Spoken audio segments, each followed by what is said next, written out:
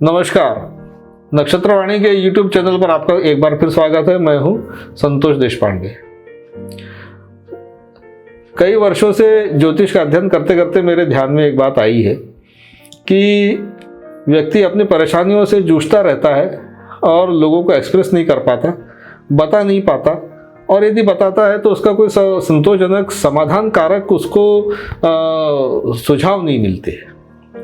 जैसे कि आज हम चर्चा करेंगे किन्हीं एक विशेष ग्रह परिस्थितियों की कि जिसके नाम से लोग घबरा जाते हैं, जैसे कि काल सर्प योग। अब काल सर्प दोष बता दिया जाता है व्यक्ति को कि भाई आपको काल सर्प दोष है, लेकिन उसकी रेमेडी क्या है, कैसे, और काल सर्प दोष के इम्प्लीकेशंस क्या है, क्या प्रभाव होते हैं व्यक्ति के जीवन पर।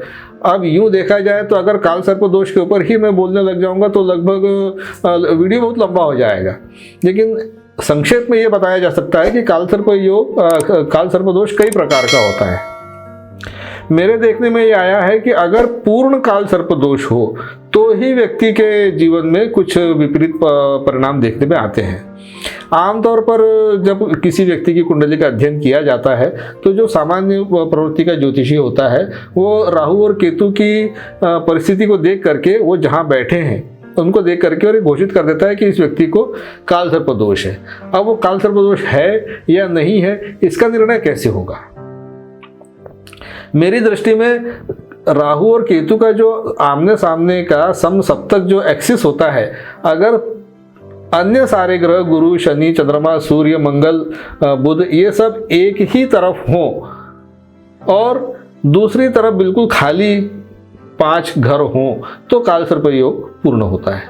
आमतौर पर क्या होता है कि 4 ग्रह तो राहु केतु के एक ओर होते हैं और दूसरी ओर एक दूसरा कोई शनि या गुरु या बुध या चंद्रमा कोई प्लेनेट बैठा होता है, तब भी ज्योतिषी उसको काल सर्प योग दोष बता देता है और फिर वो उस व्यक्ति को उसी प्रकार के उपाय बताने लगता है, लेकिन उस व्यक्ति को कोई लाभ होता नहीं है। आमतौर पर ऐसा कहा जाता है कि भाई काल सर्प दोष योग है तो नासिक जाइए, त्र्यंबकेश्वर में नारायण नाग बलि दीजिए और आपकी शांति हो जाती है, वो दोष की शांति होती है। पर मेरे निगाह में ऐसा आया है, मेरी दृष्टि में ऐसा आया है, मेरे अनुभव में ऐसा आया है कि वहाँ जाकर के और नारायण नाग बलि की पूजा करवाने के बाद में भी लोगों को पूर्णतः आराम नहीं मिला। अब इसका क्या कारण है? क्योंकि उस व्यक्ति का जो काल सर्प दोष था वो काल सर्प दोष अधूरा था, पूर्ण नहीं था। पूर्ण काल सर्प दोष तब होता है जब राहु और केतु के बीच में तीसरा कोई प्लेनेट, जैसे एक तरफ तो 5 प्लेनेट हो और ये 2 प्लेनेट साथ और 2 प्लेनेट कहीं और बैठे हों, तो वो काल सर्प दोष भंग हो गया हो। तो ऐसी स्थिति में उपाय बदल जाते हैं।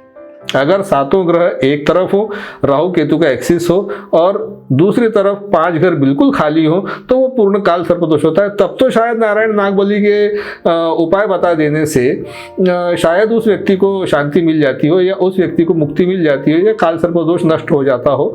लेकिन अगर काल सर्प दोष अधूरा है तो सबसे पहले तो उस व्यक्ति की कुंडली देख करके और इस काल सर्प दोष का कुछ चिन्हित करना पड़ेगा कि ये किस प्रकार का काल सर्प दोष है। काल सर्प दोष 144 प्रकार के होते हैं, तो उसमें से किस प्रकार का ये काल सर्प दोष है, सबसे पहले तो उसको आइडेंटिफाई किया जाए और उसके बाद में किस घर से बन रहा है, चतुर्थ दशम से बन रहा है, द्वितीय अष्टम से बन रहा है, तृतीय नवम से बन रहा है या द्वादश षष्ठम से बन रहा है, ऐसा उस व्यक्ति के काल सर्प दोष की वास्तविक चिन्हित करके और उस व्यक्ति को उस प्रकार से अगर उपाय बताए जाए तो निश्चित रूप से उस व्यक्ति को सकारात्मक परिणाम प्राप्त होते हैं। और अब काल सर्प दोष के इम्प्लीकेशंस क्या है? काल सर्प दोष के सबसे पहला इम्प्लीकेशन ये होता है कि वो उस व्यक्ति को अपने जीवन में सफलता हासिल करने के लिए बहुत ही कठिन कड़ा संघर्ष करना पड़ता है, लेकिन फिर भी उसको अपेक्षित मात्रा में सफलता नहीं मिल पाती। उसका अधिकांश जो प्रारंभिक आयु होती है वो संघर्षों में ही बीतती है या अभावों में बीतती है, और वो अभाव में बीतने के कारण से उस व्यक्ति के जीवन में निराशा के भाव का संचार होता है। कभी कभी तो व्यक्ति डिप्रेशन में भी चला जाता है। तो इन सारे चिन्हों से, इन सारे संकेतों से बचने के लिए अगर किसी व्यक्ति के कुंडली में काल सर्प दोष है लेकिन अधूरे प्रकार का है, तो उस व्यक्ति को मैं आज आपको एक उपाय बताता हूं। उस उपाय को करने से, और वो उपाय अभी आपको इसलिए बता रहा हूं कि ये उपाय जनवरी के महीने में ही किया जा सकता है। साल में एक बार ही ये उपाय करने का योग आता है। आपको ये उपाय कर लेना चाहिए। आप अपनी कुंडली की जांच करवाएं, और अगर आप किसी प्रकार की व्यथा से पीड़ित हैं, अगर आपके कोई काम हो नहीं पा रहे हैं, बहुत समय से आप संघर्षरत हैं, फिर भी आपको सफलता नहीं मिल पा रही है, आपके पास में बौद्धिक क्षमताएं हैं, आपके पास में आध्यात्मिक क्षमताएं, आपके पास में सारी क्षमताएं हैं, लेकिन फिर भी आप जीवन में उन्नति नहीं कर पा रहे, आपको आपका लक्ष्य हासिल नहीं हो पा रहा है, तो आपको ये वाला उपाय अवश्य कर लेना चाहिए। निश्चित ही आपकी कुंडली में काल सर्प दोष ब्रेक अवस्था में है, अपूर्ण अवस्था में है। तो अब ऐसी स्थिति में आपको कौन सा उपाय करना चाहिए?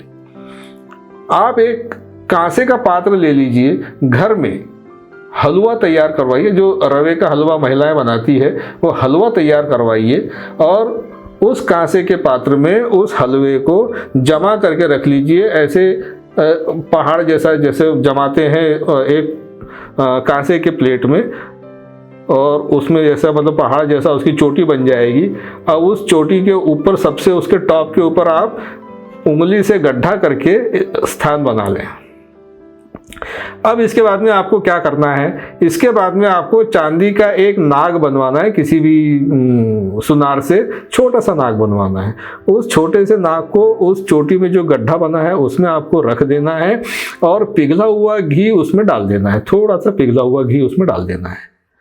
अब जो व्यक्ति काल सर्प दोष के अधूरेपन से पीड़ित है, उसको उस प्लेट में उस नाग को झांक करके देख लेना है। एक बार उसके ऊपर दृष्टिपात करना है, अपनी परछाई उस नाग के ऊपर छोड़ देना है, और उस प्लेट को किसी भी मंदिर में ले जा करके दान कर देना है, हलवा सहित, नाग सहित, वो घी सहित और कांसे के पात्र सहित। अब ये काम कब करना है? ये काम करने का वर्ष भर में सर्वश्रेष्ठ समय है संक्रांति का दिन। वो संक्रांति का दिन अभी आने वाला है।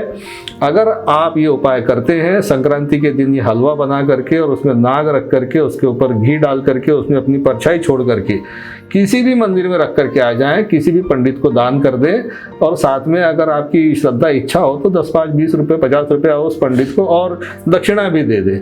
निश्चित रूप से आपको काल सर्प दोष से मुक्ति मिल जाएगी। मैं ये उपाय सैकड़ों लोगों से करा चुका हूं, और इसमें मेरे को आशातीत सफलता प्राप्त हुई है। लोगों के जो फीडबैक्स आए हैं वो बड़े सकारात्मक है। आप भी इस उपाय को करिए, उसका लाभ उठाइए। आज की वीडियो में इतना ही। धन्यवाद। नमस्कार।